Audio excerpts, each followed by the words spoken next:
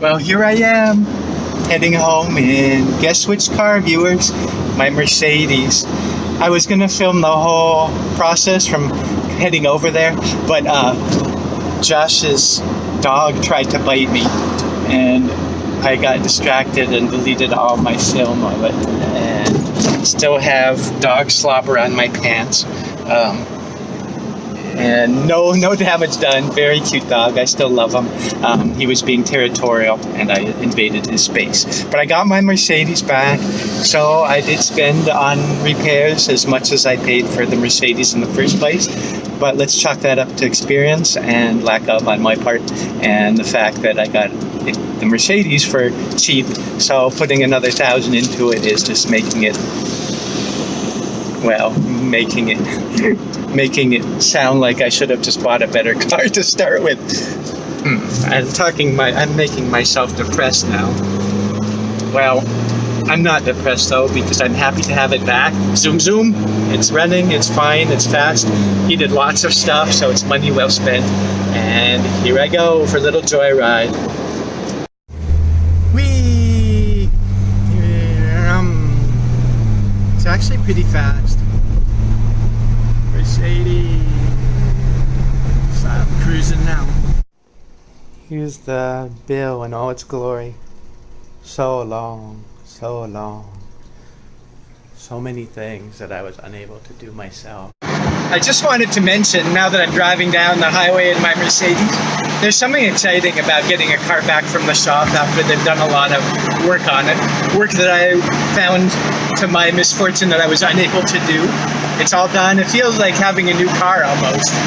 So I'm gonna go take it to the car wash and do what I am able to do, which is wash the car. Screw the mechanics, I can wash. Alright, that's what I'm gonna do.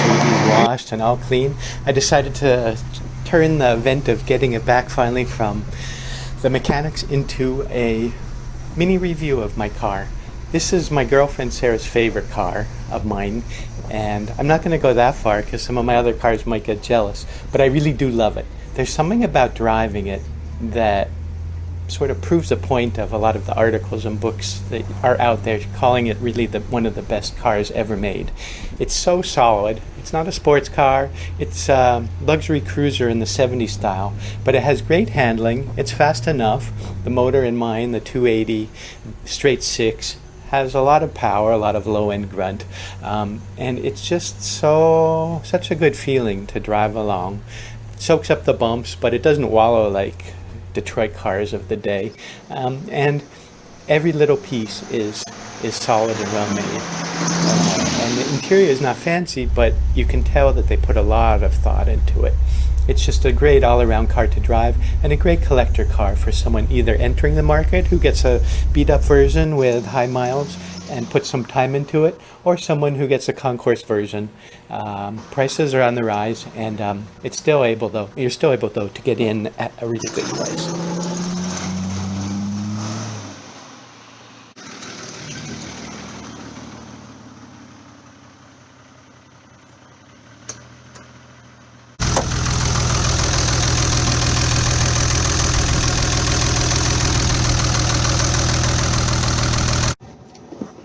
So here I am. So here I am styling behind the big, huge, humongous wheel of my Mercedes. And that is one of the things that's distinctive about this car. And one of the silly reasons why some people call it the best car ever made. The thing is, the interior seems kind of Spartan compared to modern cars. It's slow compared to modern cars.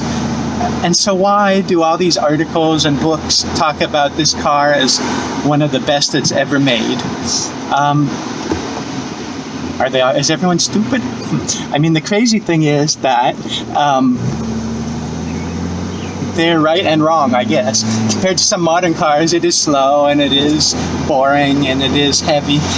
But this was one of the last cars that's famous in Mercedes speak for being an engineer's car, one that wasn't built to a price point, one that was just where the engineers went wild and made as good a car as they could, knowing what they did, without consideration of cost or time. It was under development forever and ever and ever. It was super expensive for the time, but it was solid and it lasted forever. So there are things about it that you just don't see on other cars of the time or of any time. Every piece is like milled out of granite almost. It's just like so solid. It's pretty easy to work on. Parts are available, so it's a popular low entry price classic car now that you can drive every day like I do. Mine broke, but one other little thing I just almost forgot to mention, but I gotta get the dig in, or the scoop in. Haggerty just listed the 123 Mercedes as a Best Buy and a good investment value for classic cars. They've seen an increase in quote activity for the 123 models. And so I'm holding my breath for this to get expensive. I hope so. Bye. One styling cue I love, and which makes the coupe so desirable, is this pillarless design. Got all the windows down, got the sunroof open, and you got yourself almost a convertible. And another little styling clue that you can see back here is the first aid kit.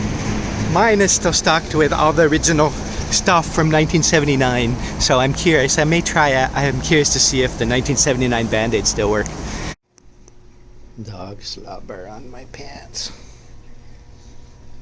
At least no bite marks or little holes, right?